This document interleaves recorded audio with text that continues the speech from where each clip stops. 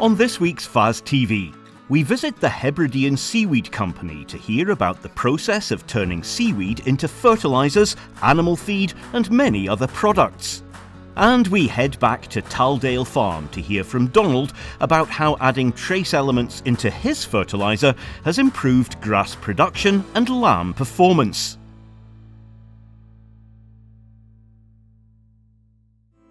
In the north of Scotland, on the outskirts of Thurso, is Taldale Farm, where Donald MacDonald has been adding trace elements to his fertiliser to improve grass and lamb performance. We've had used fertiliser, we've had till it's a very important element to what we do. Some years ago I seen it was actually in the National Sheep Association, they had an article about trace elements. And we had been doing a fair bit with our local vet, Sinclair Manson, and Donald McGregor's practice in Thurso with selenium. I phoned the boy and we decided we'd give us a try putting on some trace elements. So we soil sampled the ground and we added trace elements with a slug pellet applicator on a motorbike. And we did this successfully for a year or two. And I think it's helped all round in the production of grassland. Not severely, you wouldn't see massive boosts in grassland. But I think in the health of the livestock, it's fairly improved them, because they're getting their trace elements from a grassland that they're utilising. Later on we developed that we're fertiliser manufacturer. Again, we soil sample our fields in November.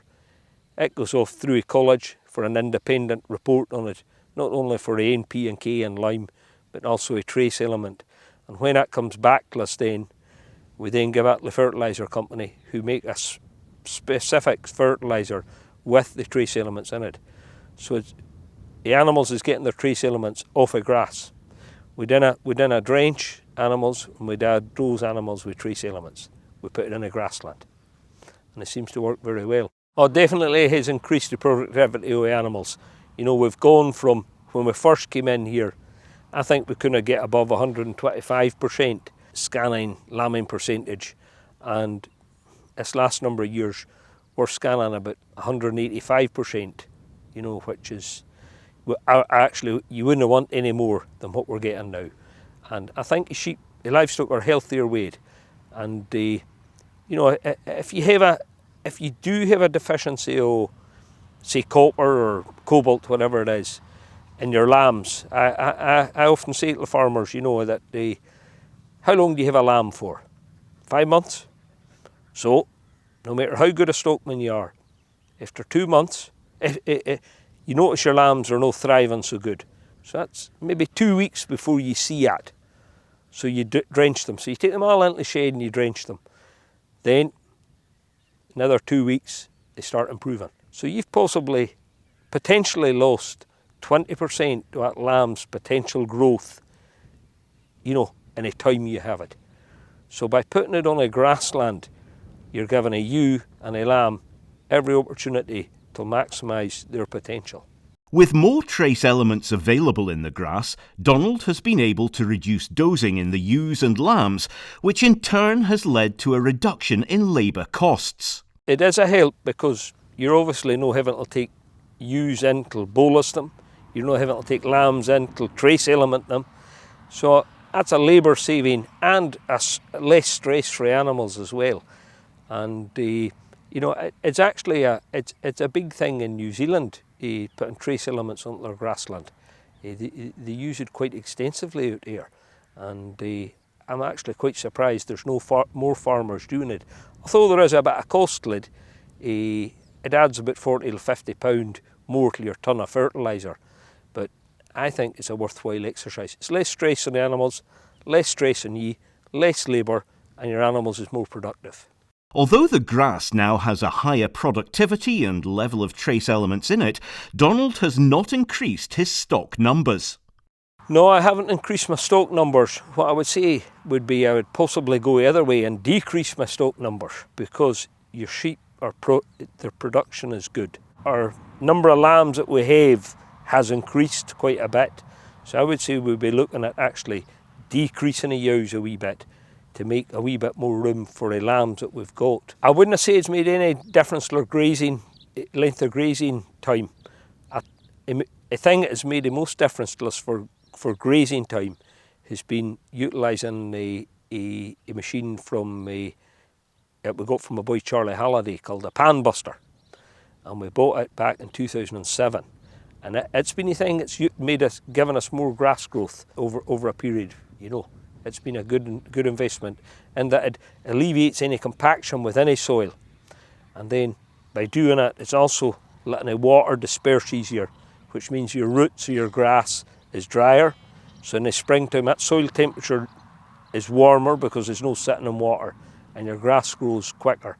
So it's added more to the grass growing season than a trace element. But I think it's a combination of things that you do to try and make a whole improvement of your grassland.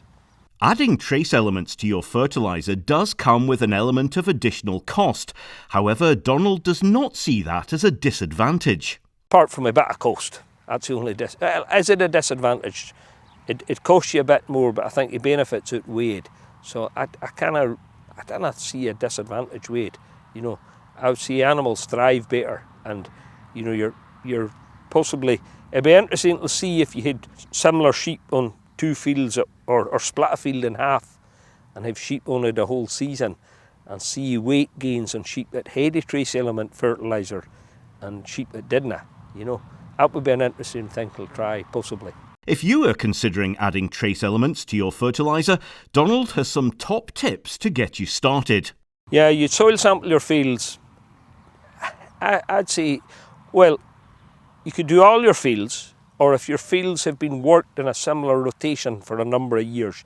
So we're all grassland, so you know, obviously you wouldn't take your field of new grass because you would have your lime and that goes on it.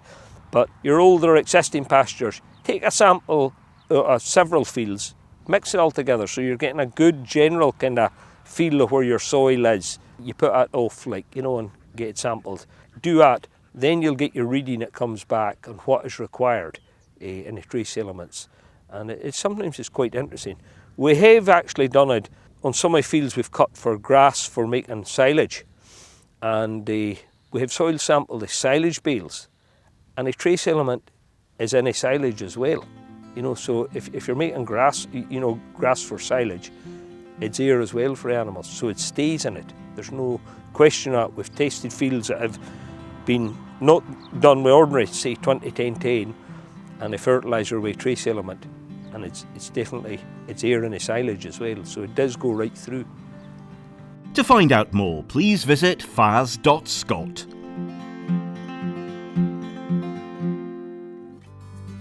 On the outskirts of Stornoway on the Isle of Lewis, Hebridean Seaweed began in 2005.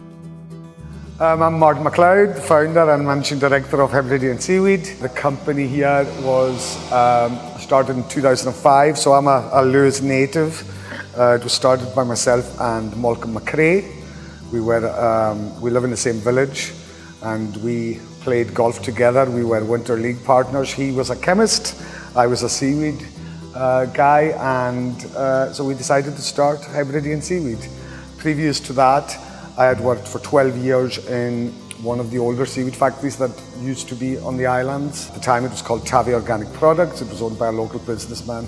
So we built our first factory on this site in 2005. We built a purpose-built dryer for drying seaweed. And at the time then, it was quite a basic process. We were just drying, we were taking seaweed from local harvesters and drying it and selling it for a number of uses, mainly horticulture and agriculture. So this established us in the market. At the time, seaweed was quite a difficult sell, so we had to convince farmers and we had to convince people in ground care industries to use our seaweed as alternatives for other products. So we've been quite lucky over the years. It was very difficult when we started, but over the years we've managed to establish ourselves as a good name in the industry. And yes, we still have the same customers, and a lot of the same customers now as we did then. So what is unique about the seaweed on Lewis? We have the largest licence in the United Kingdom for harvesting seaweed. We harvest 6 species of seaweed, but primarily the majority, probably 95% of our production is one species, which is called Ascophyllum. So Ascophyllum nodosa, all seaweeds are called by what they call Latin genuses. So Ascophyllum nodosum is what's classed as an intertidal seaweed. So it's found between the high water mark and the low water mark within the tide. One of the first things we done when we started, of course, when you start and you're harvesting seaweed and you're in a business like us, which focuses on sustainability and, processing and manufacturing a sustainable product. So one of the first things we had to do was work out how much of this seaweed we have. So we worked closely with SAMS, which is the Scottish Association for Marine Science, based in Oban, and we came up with a method to give us an estimate, an accurate estimate of the biomass. So we measured the biomass and it told us that we have about 195,000 tonnes of seaweed in the Hebrides. So our focus is mainly on Lewis and Harris, because the factory is based here in Lewis, just outside of Stornoway. We worked out how much seaweed we have in every sea loch. So Lewis is perfect for harvesting seaweed, Lewis and Harris. Our factory is located in the middle, and down each side of the coast, on the east coast and on the west coast of the island, we have lots of sheltered inlet sea lochs. We're able to extrapolate from the survey that we've done how much seaweed we have in each one of these lochs, and then we have a license to harvest a certain amount from the Crown Estate. We have to deal with SEPA, with SNH, with Marine Scotland, and of course the local councils. On top of that, from a processing point of view, we're audited constantly by various things. We're audited for kosher, we're audited for FEMAS, we're biodynamic. So it's important for us that as a company that we're sustainable, that we process sustainably. The worst thing we could do would be sitting waiting for seaweed to grow, so we take a very small amount. We take a couple of % of the available biomass, and we can go back and harvest that every couple of years. So it's a very sustainable product. One of the great things about seaweed is that it is non-land based. It requires no fertiliser, no fresh water. It grows of its own accord. The climate here, which this year has been particularly windy and wet and grey and dreich, as we would say, is good for seaweed to survive in. And so it's like cutting the grass on your lawn.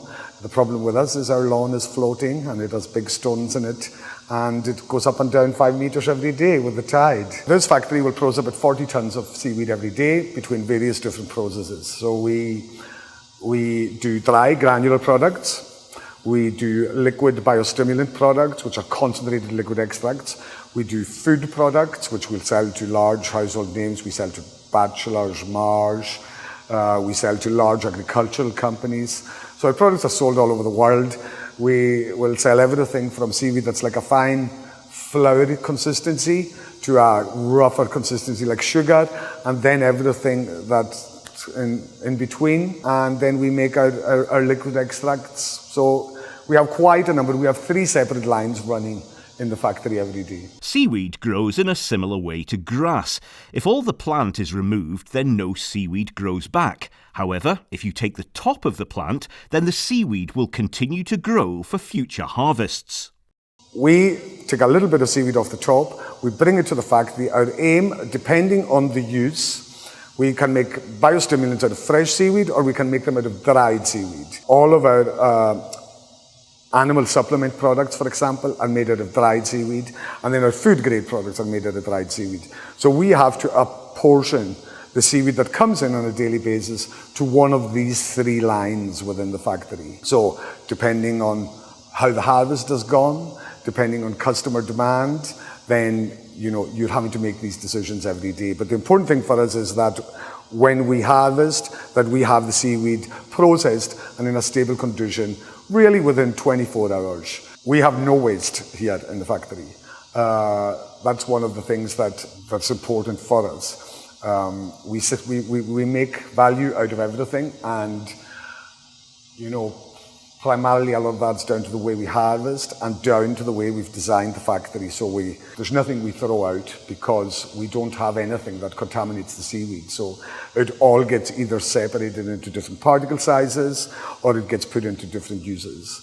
On the biostimulant side, there's always going to be a certain percentage of the seaweed that you can't break down, that you're unable to make extract of. That then we give away to local farmers as low-grade fertiliser. The whole factory is a sealed process system, so the heat from one machine will assist in the process of another machine that requires heat. So it's a very complicated building to design. To give you an idea, we even harvest all the rainwater off the roof. With the recent changes in the world, people are looking for sustainable products, and seaweed fits that market. So where does Hebridean seaweed go? The world is becoming, it's a real thing. It started, I suppose, when I was a child. No one had heard the word organic and no one cared about organic. But now that's different. It's one of the first questions we're asked when we're selling our product. Are we sustainable? How do we harvest? How do we demonstrate sustainability? The best way that you can ever demonstrate sustainability, outside of all of the logging and all of this kind of stuff that we do, and the monitoring and the measuring of the resource, is the fact that we've been doing it now for so long, going over the same place, minimum impact, and so that is important for us. It's really important as well for customers, and it's important for consumers in general, that they are not doing any damage when they are buying this product or that product. So we're a good fit into that market, and it's something which is showing, because we're becoming bigger and bigger and bigger as a company. I think everyone understands that the world needs food, that the world needs sustainable agriculture. Agriculture is changing because crops are changing. Different crops have been used for different uses, and you have very skilled and very clever scientific community who are trying to maximize the yields out of crops with the minimum amount of effort, basically using as little land space as they can to have as much crops as they can.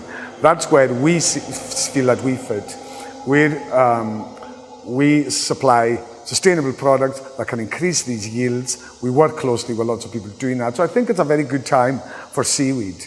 I think it's a very good time for Scottish seaweed, because Scotland has an abundance of this product that is sustainable, and as long as it's processed and harvested sustainably and done in the correct manner, then it is, seaweed is not free. It requires a lot of effort and skill and investment to turn it into a product that a consumer wants to buy.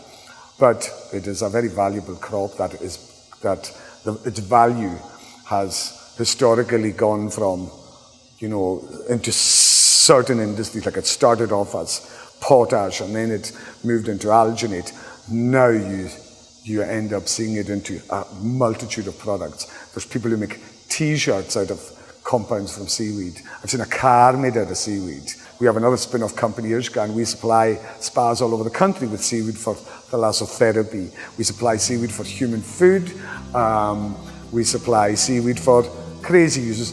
We've done, I think now, about 22 movies where they've used our seaweed for set design. So we have a contract with Pinewood. We've supplied seaweed to 3 other Pirates of the Caribbean movies, the last 2 Star Wars movies. These people would phone us up and they would say, heck, this is great, you can supply us with seaweed. We used to have to make it out of plastic. We give them seaweed, they use it for dressing the set, and then they spread it on the gardens of Pinewood Studios. So that's a great story. It's not a business, but it's good for us. And we get some very strange requests for a lot of different uses for seaweed, and I don't know when it will stop.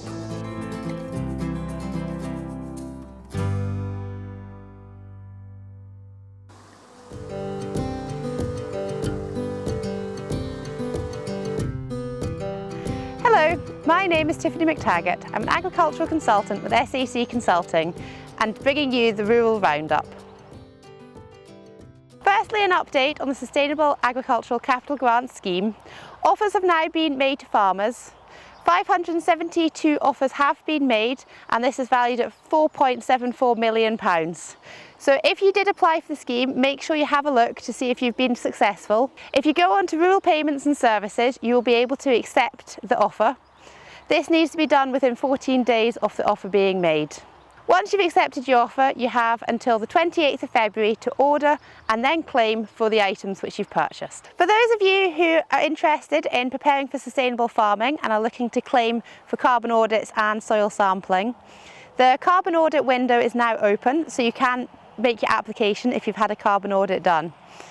For the soil sampling, this window will be open later on in the year. Rural Affairs Secretary Marie Goujon has announced that, subject to approval from the Scottish Government, that advance payments of BPS and greening will be made. This is to help farmers with the cost of living crisis. So from the 1st of September, they're hoping to start paying out BPS. This is likely to be around 95% of the full payment, although again is subject to discussions. Under the advance payment process, businesses will be able to get an advance payment. This is expected to be around 95% of the full BPS and greening. It is anticipated that the advance payment could deliver £262 million to 13,500 farmers between the 1st of September and the 31st of December. It is expected that 95% of all payments will be made by the 28th of February 2023. The return of the Royal Highland Show gave Quality Meat Scotland an opportunity to release their Beef Strategy 2030, which lays out key objectives and goals for the beef industry going forward. The strategy is looking to try and build on current strengths, reduce the weaknesses, and go and consider the threats and how these challenges can be adapted to going forward. The beef strategy has been built on consultations and industry input, and is looking at how the beef industry can reduce their carbon emissions to 75% of the 1990 levels by 2030. The Scottish beef industry will look to continue to deliver high quality, high welfare beef to national and international customers going forward. The Scottish Government has announced a £100,000 training fund each year for 3 years for women in agriculture. This Women in Agriculture Training Fund is looking to help women develop their skills and knowledge so that they can progress their careers and develop their opportunities in the agricultural industry. Courses eligible for funding can include business skills, animal health, and much more. Funding is available for 100% off the course cost if it's up to £500. For courses which are over £500, these will be considered on a case-by-case basis. This funding is open for women and girls who are resident in Scotland, who are working in the agricultural industry, are keen to join the industry, or they could be studying part-time or full-time an agricultural course. And finally, avian influenza or bird flu is still going around. If you happen across dead birds, so this could be 3 dead waterfowl such as ducks, geese or swans, 1 dead bird of prey, or 5 dead birds of any other species, which could include gulls. If you do find these, please report your findings to DEFRA. You can just phone up the DEFRA helpline and report what you have found. Please do not touch any of these birds if there is a chance that they could have bird flu. We do need to try and limit the spread. Thank you very much for listening. We'll see you again next time.